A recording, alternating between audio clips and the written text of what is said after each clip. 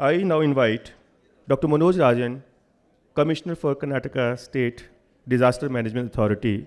He will run us through a special presentation on usage of geospatial technologies for disaster management. Over to you, sir.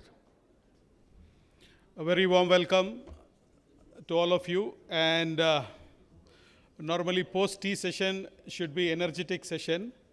So let me see if I can come up to your expectations.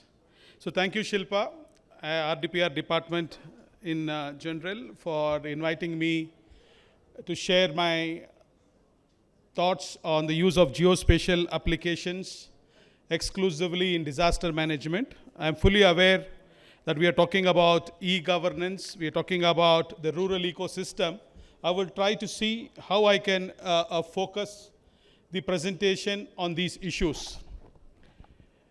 So we all have experienced the rural digital divide, the period which was taken for IT to enter into the rural setup, the amount of knowledge transfer, capacity building, awareness, so on and so forth, was a tough challenge for the information technology, internet, so on and so forth to reach.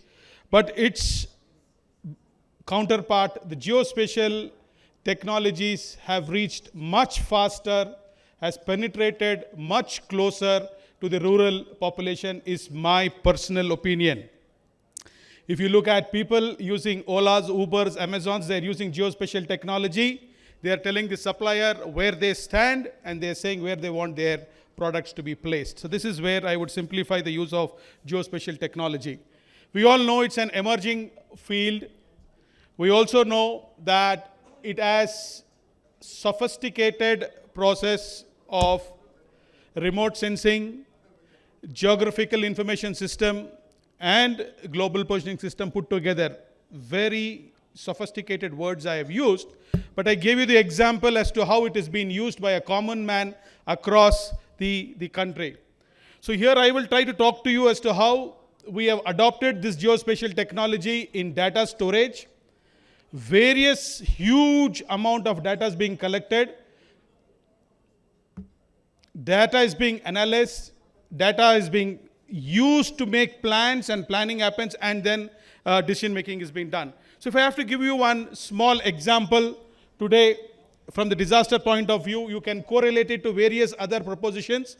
You look at data collection of various weather parameters across the state of Karnataka, seismic signatures across Karnataka, lightning signatures across Karnataka, and if you don't have a geospatial database, you will not be in a position to show that information in a much more effective manner to the policymakers at the top and to the ground users at the local level. So using this very process, I would want to show you a case study in Karnataka, how we are monitoring the network, the vibrant, huge network which is available in Karnataka, around 6,500 telemetric rain gauges and around 1,000 weather monitoring stations. So these 7,500 monitoring sensors are communicating to me at 15 minutes interval 96 times a day. So this information, if it is not put on a geospatial infrastructure, it would be Greek and Latin to the end users. So this kind of information collection, information storing, information analysis, and information dissemination is only possible when you use a robust geospatial infrastructure. To give you an example, if there is this piece of information on the screen which I'm trying to show you to say that the vulnerability of the state of Karnataka for floods, for droughts, for cyclones, these numbers are very clear. But if I put it on a geospatial infrastructure, you will see very specifically which are my drought-prone areas, which are my flood-prone areas, where is my riverine flood happening, where landslides occur, which are my hotspots for lightning deaths. So this information, when you zoom on, will help the decision makers to understand, appreciate, to take up corrective measures, to do contingent planning, to perform their activities in a much more systematic manner. So saying this, I would also like to show you how much we have penetrated using geospatial technology in Karnataka. If you look at the left-hand side, you can see Karnataka's weather monitoring stations showing you what was the rainfall in that particular period. You correlate that with the reservoir levels as to what water is available in your reservoirs. Then you correlate with satellite images to say this is the place where inundation happened. This is the number of days inundation happened. And because of this inundation, these are the areas which got flooded. And there are people who were victims due to this flooding. These are their survey numbers. This is their bank account number. So the entire process is completely into a loop. So this is what I want you to appreciate, the amount and the manner in which geospatial technology can simplify your disaster management related stuff. Similarly, you can apply the same logic for all your other applications and your activities which the RDPR department is doing. On the screen, we have tried to show you rich data of saying where lightning happened, how many lightning strikes happened, where I need to carry my information, education campaigns to see that I can communicate to the stakeholders of an upcoming lightning and what are the do's and don'ts.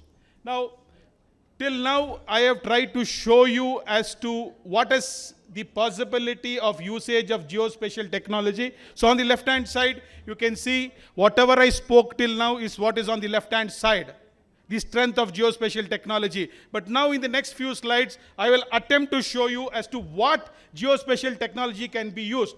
How can you put up this geospatial intelligence? We heard the speakers in the inaugural session talking about authentication. They used the word geotagging. They used the word geostamping. That is, you are stamping an event with time, location, and space.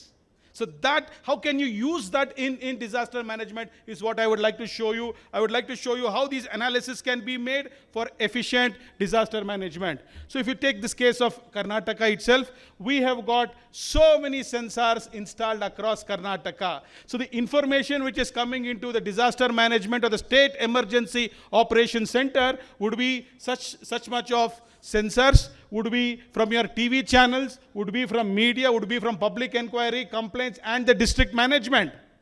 So if I don't have a proper system to take this data, convert it into information, based on determinants, create alerts, communicate to the concerned stakeholder, it's of no use.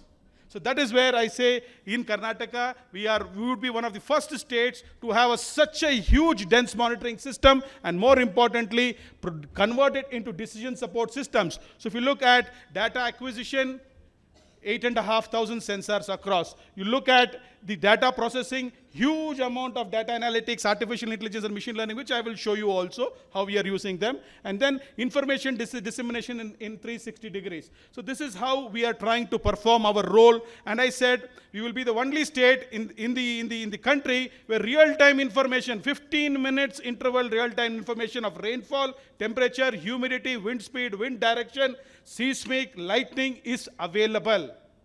And then I create determinants. If I say in Udupi 150 mm ginta ಹೆಚ್ಚು rain bandre alerts kodi, it gives me an alert. For Gulbarga 90 mm alerts kodi. Bangalore 85 mm urban flooding. So I can fix determinants for temperature, for rainfall, for water release, so on and so forth. So such is where you can use this information and then try to reach out to the thing. I will show you two cases here in Karnataka.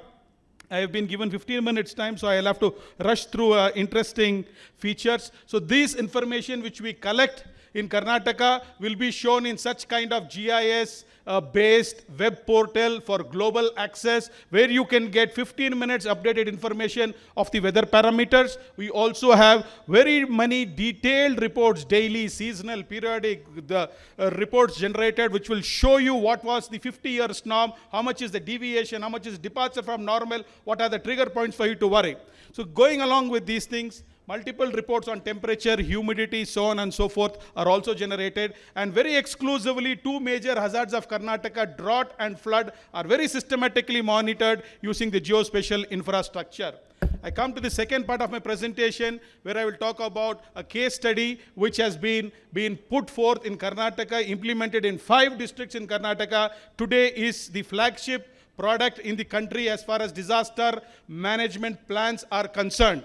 So please look at the infrastructure I'm talking about. I can talk on each of these areas, pre-disaster, during, and post-disaster, how we try to use this system, the power of the geospatial analytics, the power of geospatial intelligence. I will show you with this case study that today, after the Disaster Management Act 2005 came in place, it has mandated that every state, every district, or an industry or a department shall prepare a disaster management plan. It is being followed. The disaster management plan is a paper-based document. A 400-page document for the Deputy Commissioner of Dakshin Kannada generates a plan. He talks about the vulnerability, he talks about the contact numbers, which gets printed once in a year. But that cannot talk to you, that cannot do complex analysis, that is not real-time information. So we moved into this new system of geospatial-enabled disaster management plan, which collects information in real time, which generates reports in real time, which can do complex analysis to you, which can talk to you, which can address your problems. So I will try to show you what is the objective of this JEDEM. JEDEM's main objective is to have a structured response, to see that I get my resources available the quickest time, to see that I don't have an arbitrary response mechanism, optimum utilization of resources, simplification, connecting standard operating procedures, because disaster management is a multi-task, multi-department, huge complex process. So if I have to talk to everybody, I need to have SOPs, I need to have a structured relationship, and GIS is enabling me to do that over here. So I will just try to take you to this website in next 2 minutes. I'll finish. If you look at the portal, all that I have to do in Dakshin Kannada, I can choose on that floods which I'm showing here. I can choose what is the disaster. It can be one of the 15, 20 disasters, starting from floods, heat wave, fire, accidents. Once I choose floods, I need to show it the location. So I've chosen flood and I've given one location there. Based on that location, it asks me, what do you want? I say, you give me all the resources and resource persons in 5 kilometers radius. I can also change that to whatever distance I want. And in a moment of time, it gives me that these are the personnel who are available at your disposal, these are the buildings, these are the hospitals, these are the vehicles, these are the rescue equipments.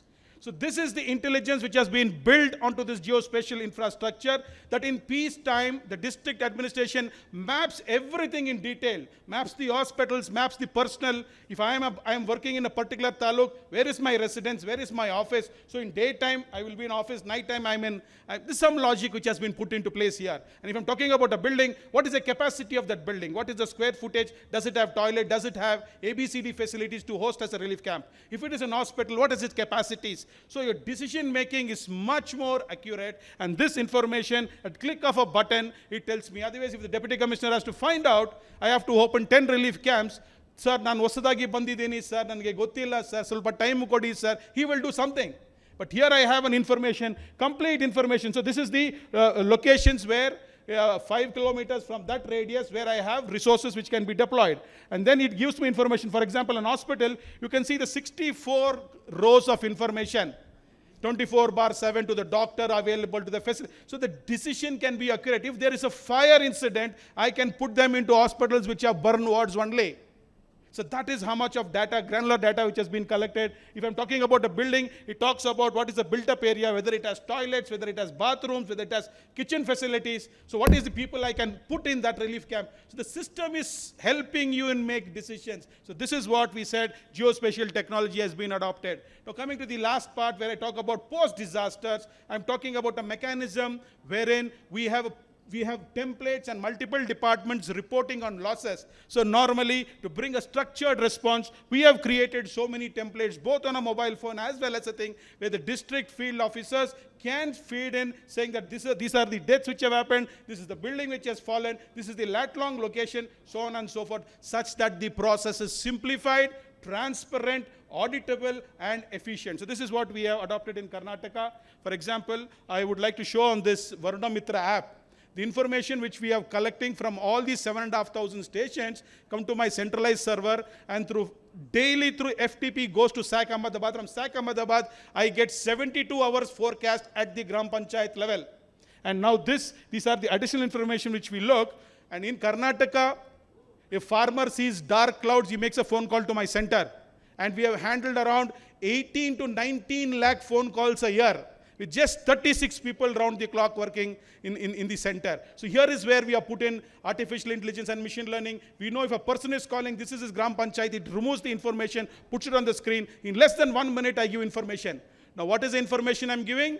All related to the livelihood of that fellow. He asks me, can I irrigate? Can I fertigate? Can I do sowing? Can I harvest?